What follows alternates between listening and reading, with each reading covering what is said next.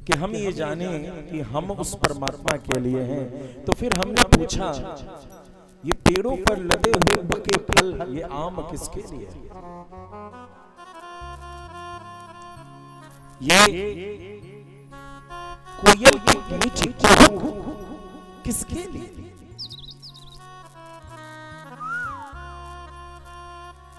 ये पगडंडियां किसके लिए है? मैं तो उस परमात्मा के लिए हूं, मगर ये जो संसार में उपस्थित अलग अलग वस्तु हैं, वो भला किसके लिए? तो दूसरा क्या कहता है, नमः हमारे लिए नहीं है। ये पुष्प, ये पत्ते, ये संसार के जितने भी रत्न हैं, ये हमारे लिए नहीं है। हमारी ये मूर्खता है कि हम उसे यह मान पड़ते हैं कि यह हमारे लिए। नमः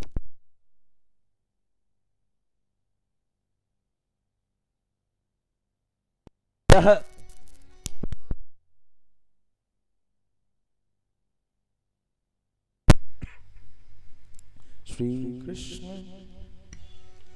श्री राम। यह जो सृष्टि के अलग अलग अवयव हैं, जो प्रकृति के अधीन है, प्रकृति के अधीन है, यह हमारे लिए नहीं है। नमः तो फिर किसके लिए? मैं तो चलो परमात्मा के लिए हूं। यह प्रकृति, ये भोग, ये विलास, ये वैभव, या किसके लिए?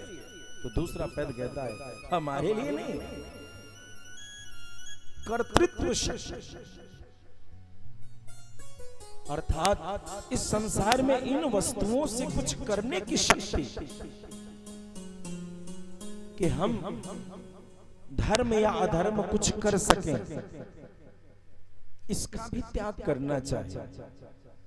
यदि हम यह सोचते हैं कि हम उपासना कर सकते हैं, हम भगवत भजन कर सकते हैं, हम यज्ञ कर सकते हैं, तो इस अहंकार का भी त्याग कीजिए। नमः ये कुछ भी तुम्हारे अधीन नहीं है। यही हम भगवान को सुनाते हैं, नमः हमारा नहीं है। ये शक्ति हमें नहीं कि हम भगवान की उपासना कर सके। और तीसरा पद है नारायणाय। फिर किसके लिए? जब हमारे लिए नहीं है, तो उस परम पद पर आसीन भगवान श्रीमन नारायण के लिए भोक्तृत्व शक्ति, इस वस्तु का, इन कर्तव्यों का, इन कर्मों का, इन धर्मों का यदि एकमात्र कोई हम विश्वस्य भोक्तारा।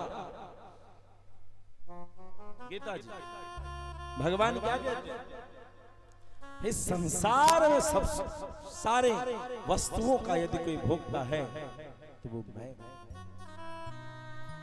दूसरा कोई भोक्ता नहीं दुनिया में। तो भोक्तृत्व शक्ति, ध्यान देंगे हम आप मिल करके जो भी धर्म करते हैं, उसके जो परिणाम है, वास्तुतः ऐसा लगता है कि हमने कथा किया, हमने एक मुट्ठी चावल दान किया, तो हमने किया तो हमको मिलना चाहिए पुण्य। यह तो देवियों और सज्जनों बड़ी छोटी सोच है।